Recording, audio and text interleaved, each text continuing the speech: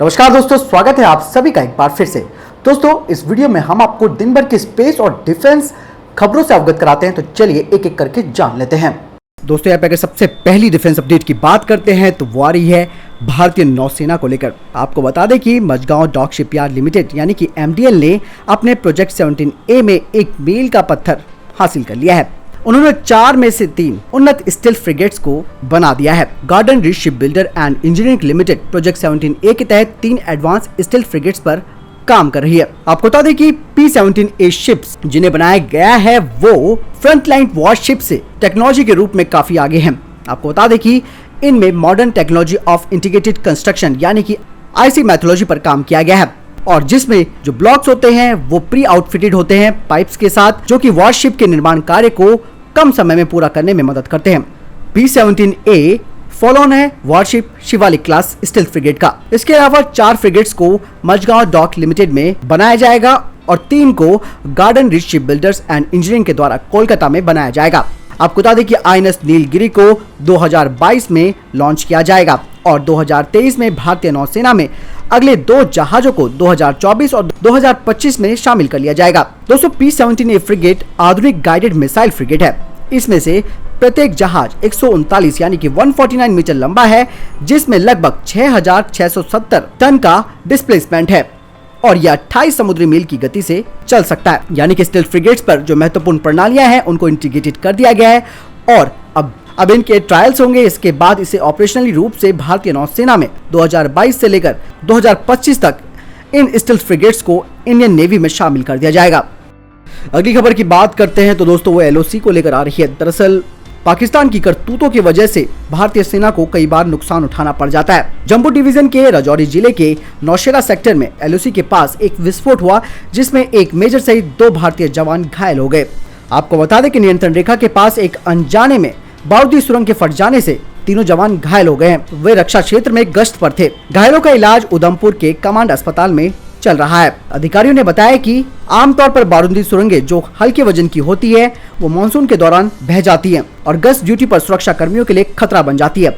आपको बता दें कि पाकिस्तानी सेना की सहायता से पाकिस्तान के आतंकवादी नियंत्रण रेखा पर भारतीय सुरक्षा बलों को गंभीर चोट पहुंचाने के लिए भारतीय भूमि पर ऐसी बारूदी सुरंगें लगाते हैं।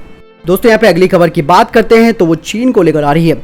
लद्दाख में जारी तनाव के बाद चीन जहां शांति की बात कर रहा है तो वही दूसरी तरफ उसकी पुरानी आदत है कि वो पीछे से हमला करता है।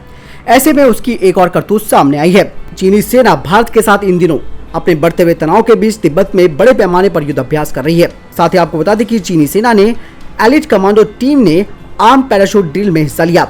इसमें शामिल जवानों ने समुद्र तल से 4000 मीटर की ऊंचाई पर से जहाज से पैरा जंपिंग की है। रिपोर्ट के मुताबिक चीनी मिलिट्री एरिया कमांड में एक विशेष ऑपरेशन ब्रिगेड और आर्मी एविएशन ब्रिगेड ने मिलकर स्पेशल पैरा कमांडो टीम को हाई एल्टीट्यूड से जंप करने की ट्रेनिंग दी है। वहीं दूसरी ओर भारत अत्यधिक ऊंचाई पर स्थित होकर डोमिनेट कर रहा है। इन इलाकों में अगर युद्ध की स्थिति बनती है तो जल्द से जल्द सैनिकों की तैनाती हवाई मार्ग से हो सकती है और ऐसे में हर देश अपनी सेना में एक खास पैराशूट ब्रिगेड जरूर रखती है। इसमें शामिल जवान अत्यधिक ऊंचाई से पैराशूट के सहारे मिशन वाले इलाके में जल्द से जल्द पहुंच सकते हैं। हांगकांग से भी जो न्यूज निकल के आई है उसमें कहा गया है कि चीन ने अलग अलग क्षेत्रों से अपनी पैराशूट ट्रेनिंग के लिए स्पेशल कमांडोज को बुलाया है और इससे संकेत मिलता है कि चीन संभावित युद्ध की तैयारी कर रहा है। उधर भारतीय फौज भी दोस्तों इनका मुंह तोड़ने के लिए खड़ी है और माउंटेन वॉरफेयर और ऊंचाई पर युद्ध लड़ने वाले सैनिक भारत ने वहां पर तैनात कर रखे हैं। यही नहीं दोस्तों, यहाँ पर एक चीज और सामने आई है कि चीनी सैनिक वैसे भी इस इलाके में रहने के बिल्कुल लायक भी नहीं है और अत्यधिक ऊंचाई से एयर ड्रॉप अगर उन्हें किया गया तो पतली हवा होने के कारण इनको दिक्कतों का सामना करना पड़ेगा और ये जहां उतरना चाहते हैं वहां की जगह कहीं और भी उतर सकते हैं। और ऐसे में अगर ऐसी कोशिश होती है तो भारतीय सेना नीचे से ही घात लगाकर हमला कर सकती है और इनके जो पैराट्रूपर्स हैं, जो स्पेशल कमांडोज हैं, उनको वहीं पर मार गिराया जा सकता है। अब अगली खबर की बात करते हैं तो दोस्तों आपको बता दें कि वो ड्रोन सर्दी के मौसम में पथारी पर गर्म खाना खा सकेंगे और हम भारत को ये याद दिलाना चाहते हैं कि भारतीय सेना को भले ही पहाड़ी और दुर्गम इलाकों में युद्ध लड़ने की महारत हासिल हो, लेकिन चीन को इन सब से कोई फर्क नहीं पड़ता है। तो हालांकि दोस्तों एक रिपोर्ट ऊंचाई में भी टेक ऑफ और लैंड कर सकते हैं, इन्हें इंसान कंट्रोल कर सकते हैं और ऑटोनोमस तरीके से भी चलाया जा सकता है। स्वॉर्म का इस्तेमाल सारे ड्रोन्स को एक ही काम पर लगाने के लिए किया जाता है। ये एक दूसरे के साथ समन्वय करते हैं। हालांकि जिन ड्रोन का इस्तेमाल खाना ले जाने के लिए किया जा रहा है उनकी क्षमता विस्फोटक के लायक नहीं है। अगली खबर की बात करते हैं तो वो पाकिस्तान और चीन को लेकर आ रही है। आतंकवाद के मुद्दे पर चीन ने एक बार फिर से अपनी दोस्ती का हाथ पाकिस्तान की ओर बढ़ाया है। भारत और अमेरिका के संयुक्त बयान पर प्रतिक्रिया देते हुए चीन ने पाकिस्तान को बचाने की पूरी कोशिश की है। चीन ने कहा है कि पाकिस्तान ने आतंकवाद के खिलाफ अभूतपूर्व काम किया है। इस समय आतंकवाद सभी देशों की एक आम समस्या है। चीन ने कहा कि हम किसी भी तरह के आतंकवाद के खिलाफ है, क्योंकि दुनिया की सुरक्षा के लिए ये सबसे बड़ी चुनौती है।